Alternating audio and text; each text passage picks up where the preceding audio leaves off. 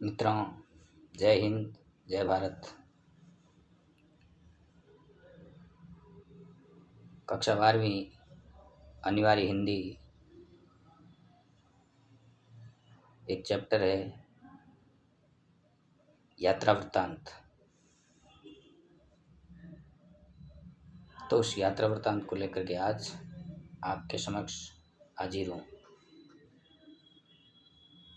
बात करूँगा यात्रा वृत्तांत की। तो यात्रा वृत्तांत की बात करते हैं तो हमारे सामने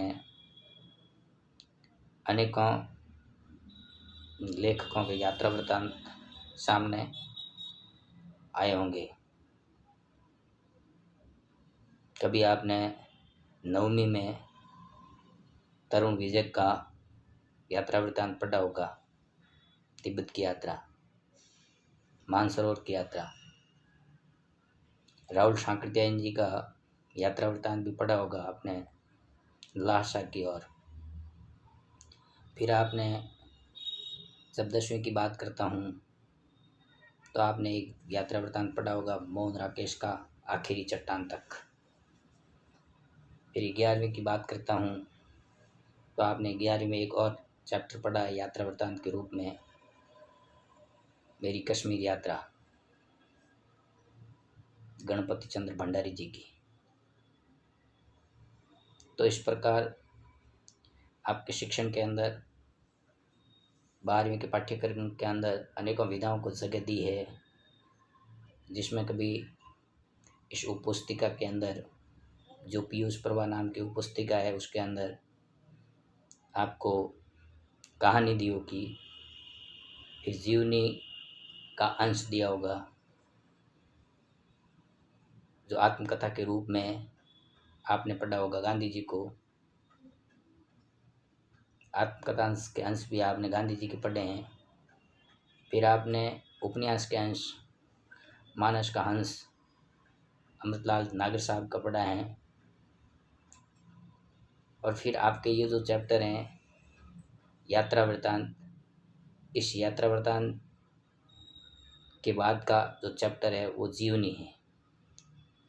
2-3 महापुरुषों की जो जीवनियाँ दी गई हैं, जीवनियों के कुछ बिंदु दिए गए हैं, उसके ऊपर संत महात्माओं के, संतों के ऊपर जो विचार दिए गए हैं उसके बारे में बात करेंगे। लेकिन जो ये यात्रा वृत्तांत है, इस पर आज हम चर्चा करने से पहले जो यात्रा वृत्तांत के लेखक है, जिन्होंने यात्रा वृत्तांत लिखा है, उनके बारे में कुछ चिंतन कर लें, उनका परिचय कर लें। तो जैसे ही हम यात्रा वृत्तांत की बात करते हैं तो इन्होंने जो यात्रा वृत्तांत का प्रसंग दिया था, कुछ ऐतिहासिक स्थलों की यात्रा, इतिहास से संबंधित ऐतिहासिक स्थलों की यात्रा की बात करते हैं तो हमारे सामने बात आती है सेठ गोविंददास जी की। तो सेठ गोविंददास जी ने जहाँ जहाँ जो जो यात्रा की थी, उस यात्रा में उन्होंने क्या क्या लिखा, उसका वर्णन इन्होंने अपने इस यात्रा वृत्तांत कुछ ऐतिहासिक स्थलों की यात्रा में किया है। तो मैं बात करता हूँ आपके सेठ गोविंददास जी के समय की। तो बात आती है सेठ गोविंददास जी का समय जो 1896 से 1974, 1896 से 1974, 1896 की जैसी बात आती है तो और कौन से कवि का जन्म 1896 में हुआ, तो 1896 में आपके सूर्यकांत त्रिपाठी निराला जी का जन्म भी 1896 में माना जाता है। कई पुस्तकों के अंदर, सीबीएसई की पुस्तकों के अंदर हो सकता है कि 1899 माना जाए, लेकिन अपनी जो ये राजस्थान माध्यमिक शिक्षा बोर्ड की पीयूष प्रभा की जो पुस्तक है, इसके अंदर 1896 के अनुसार माना है। कई पुस्तकों में 1897 भी मिल सकता है, लेकिन हमें 1896 की बात याद रखनी चाहिए। फिर जो सेठ गोविंददास जी का जो जीवन था, तो उस जीवन के बाद बारे में बात करते हैं तो एक भारत के स्वतंत्रता सेनानी के रूप में आपका जीवन था, और भारत की स्वतंत्रता सेनानी के साथ साथ आप लोकप्रिय सांसद भी थे। फिर सांसद के साथ में आप साहित्यकार भी थे। कहते हैं कि गांधी जी से संपर्क में आए तब उनको 6 माह जेल में भी रहना पड़ा। वो जेल कौन सी थी? तो दमोह जेल थी, दमोह जेल। उसमें भी आप कहते हैं कई जगह 6 माह आता है तो कई जगह 3 माह आता है। तो यानी कि गांधी जी के साथ में रह करके कई आंदोलनों में भी भाग लिया और गांधी जी के साथ में उनका अच्छा तालमेल और संपर्क भी था। गांधीवादी व्यक्तित्व के धनी थे। फिर हमारे बाद में जब शिक्षा के क्षेत्र में और साहित्य के क्षेत्र में बात आती है तो 1961 के अंदर आपको पद्म भूषण अलंकार से अलंकृत भी किया गया। फिर हम आगे चलते हैं तो हमारे जीवन में उनकी जो सार्वजनिक जीवन यात्रा आती है समाज जीवन में, तो सार्वजनिक जीवन यात्रा में जब देश का संविधान बना और देश के संविधान के अंदर कई प्रकार के विषय आए, तो उन विषयों के अंदर एक विषय राजभाषा का भी था। तो आप राजभाषा के भी समर्थक माने जाते हैं। राजभाषा, संविधान की जो राजभाषा का विषय है संविधान की 8वीं अनुसूची में है और अनुच्छेद 343 से जो विषय आते हैं जिसके अंदर 343 से 351 तक के भाग में अनुच्छेद में राजभाषा का ब्यौरा यानी राजभाषा का वर्णन किया गया है, भारत की राजभाषा। और फिर जो अनुच्छेद 343 है उस अनुच्छेद 343 के अंदर इस बात को दर्शाया गया है कि हिंदी हमारी राजभाषा होगी और उसकी लिपि देवनागरी होगी। ये बात अनुच्छेद 343 के अंदर लिखी हुई है। और हमें ये भी ध्यान रखना चाहिए कि उस समय यानी कि प्रथम राजभाषा आयोग के अध्यक्ष कौन रहे? तो प्रथम राजभाषा आयोग के अध्यक्ष बीजी खेहर या बीजी खेर, ऐसा नाम आपके सामने कभी आ सकता है, जिसका पूरा नाम बाल गंगाधर खेर है। तो ये प्रथम राजभाषा आयोग के अध्यक्ष रहे। लेकिन हमने इसलिए इनकी बात की कि ये राजभाषा के समर्थक विचारकों में से थे। फिर जो इनकी जो राजनीतिक छवि और सामाजिक छवि थी वो एक नीति और व्यवहार पर आधारित थी। नीति और व्यवहार पर आधारित एक सुलझे हुए व्यक्तित्व के धनी थे मिस्टर सेठ गोविंददास जी।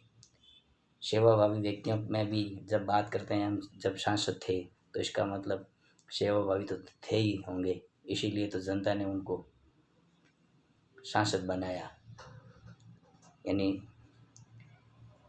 संसद में भेजा, तो सेवाभावी तो थे ही थे।